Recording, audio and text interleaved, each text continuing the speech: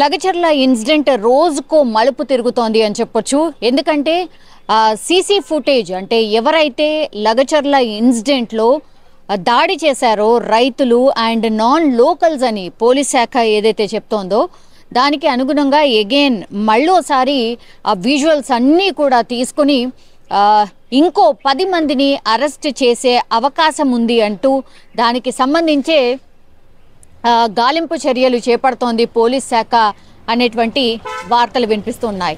So 10 మంది కోసం ఇంకా గాలిస్తున్నారు. అంటే ఆ విజువల్స్ ఎవరైతే దాడి చేశారో ఇంకా 10 మంది ఎవరైతే ఉన్నారో వాళ్ళ కోసం అగైన్ ఆ ఊర్లలో సర్చ్ ఆపరేషన్ స్టార్ట్ చేసింది పోలీస్ శాఖ అనేది ఒక వార్త. అండ్ ఇంకోవైపు ఇప్పుడు ఎవరైతే అరెస్ట్ చేశారో ఆ అరెస్ట్ చేసినటువంటి వాళ్ళని మాత్రం సంగారెడ్డి జైలుకి తరలించారు. సో ఆ రైతులని పరామర్శించడానికి బీఆర్ఎస్కి సంబంధించిన వర్కింగ్ ప్రెసిడెంట్ కేటీఆర్ సంగారెడ్డి జైలుకి వెళ్లారు, ములాఖత్ కాబోతున్నారు. ఆల్రెడీ జైల్ లోపలికి వెళ్లారు. కల్వకుంట్ల తారక రామారావు అండ్ వాళ్ళ టీం అంతా కూడా లోపలికి వెళ్ళింది. అందులో సత్యవతి రాథోడ్ ఉన్నారు ఎమ్మెల్సీ, చింతా ప్రభాకర్ ఉన్నారు ఎమ్మెల్యే, అనిల్ జాదవ్ ఉన్నారు ఎమ్మెల్యే, అండ్ రమావత్ రవిచంద్ర కుమార్ మాజీ MLA Devarakonda, and Johnson Naik party senior నాయకులు ఖానాపూర్ నియోజకవర్గం నుంచి వీళ్ళందరూ కూడా ఎవరైతే రైతుల్ని అరెస్ట్ చేశారో టోటల్గా 21 మంది రైతులనైతే అరెస్ట్ చేయడం జరిగింది. ఫస్ట్ ఏమో 55 మందిని అదుపులోకి తీసుకున్నారు. వాళ్ళని విచారణ చేసిన తర్వాత పూర్తిగా 21 మందిని అయితే పోలీసులు అరెస్ట్ చేశారు, రిమాండ్ విధించారు అండ్ జైలుకి కూడా తరలించారు. పరిగి పోలీస్ స్టేషన్కి సంబంధించిన జైల్లో ఉన్నటువంటి వాళ్ళని ఒక 16 మందిని అయితే ఇప్పుడు సంగారెడ్డి జైలుకి తరలించారు.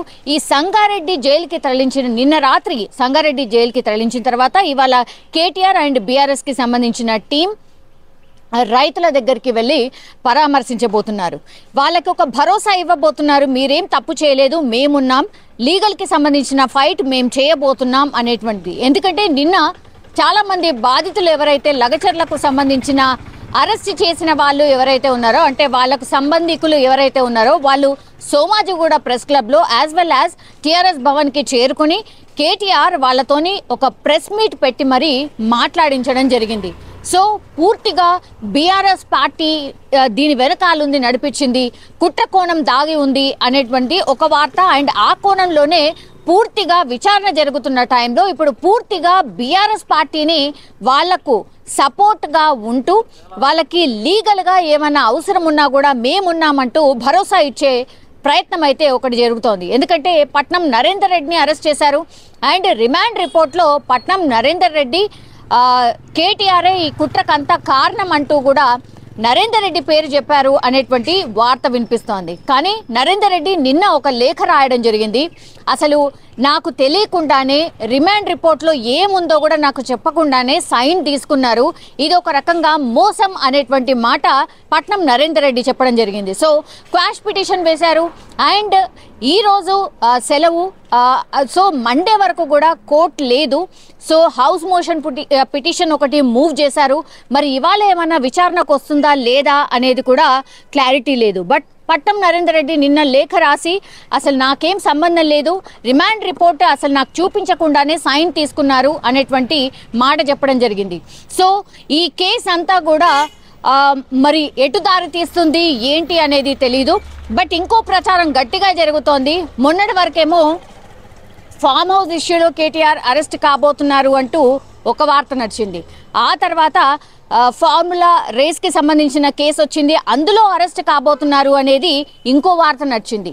ఇప్పుడు లగచర్ల ఇన్సిడెంట్కి సంబంధించి కేటీఆర్ పేరు చెప్పారు పట్నం నరేందర్ రెడ్డి, కాబట్టి ఆయనను అరెస్ట్ చేయబోతున్నారు అంటూ ఈ కేసులో కేటీఆర్ అరెస్ట్ అంటూ ఈ వార్త నడుస్తోంది. సో ఆయన చాలా ఓపెన్గా స్టేట్మెంట్ ఇస్తున్నారు, రండి అసలు కుట్ర చేసింది ఎవరు, తప్పు చేస్తే నన్ను అరెస్ట్ చేసుకోండి, నాకేం భయం లేదు అనేటువంటి మాట కేటీఆర్ చెప్తున్నారు. బట్ ఇంకా కూడా డిలే, ఇంకా కూడా మేము సాక్ష్యాలని సేకరిస్తున్నాం, ఇంకా కూడా ఈ లగచర్ల ఘటనకు సంబంధించి చాలా సీరియస్ ఇన్వెస్టిగేషన్ నడుస్తోంది, సాక్ష్యాధారాలతో సహా ఎవరున్నారు ఏంటి అనేది కంప్లీట్గా మేము ఒక రిపోర్ట్ తీసుకొని వస్తాం, ఆ తర్వాతనే పూర్తి ఎవిడెన్స్ వచ్చిన తర్వాతనే కేటీఆర్ని అరెస్ట్ చేసే అవకాశం ఉంటుంది అని చాలా మంది కాంగ్రెస్కి సంబంధించిన నాయకులు చెప్తున్నటువంటి పరిస్థితి. సో రాజకీయంగా లగచర్ల ఘటన కూడా ఇప్పుడు అగ్గి రాజేస్తోంది అని చెప్పొచ్చు. మరి కేసులో ఏం జరగచ్చు ఏంటి అనేది ఇంకొన్ని రోజులు అండ్ ఇంకొన్ని అరెస్టులు జరిగితే గానీ తెలిసే అవకాశం అయితే కనిపించట్లేదు.